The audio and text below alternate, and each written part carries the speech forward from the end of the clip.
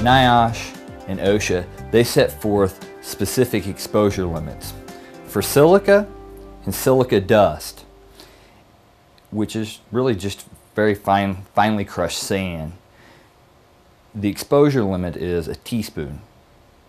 If you took a football field and you went 5 stories high and you took that teaspoon full of silica and you put it evenly throughout a football field 5 stories high, that's the exposure limit that OSHA and NIOSH is set for silica.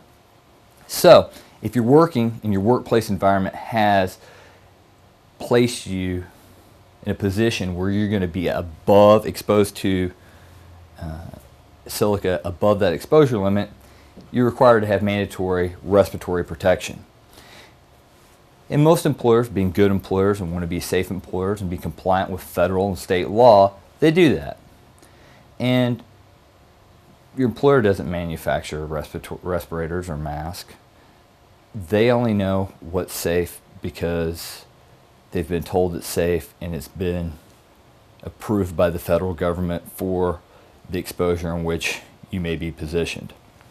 And positioned is the OSHA and NIOSH regulations usually speak to positioning, because if you're working in a facility, one position may have a lot higher exposure than another position in the plant or in the facility. And that's why that if you work in a plant, sometimes you'll see that different employees have these machines hooked up to them with a tube. And what that's doing is actually collecting an air sample and tells what the exposure limit is at that position.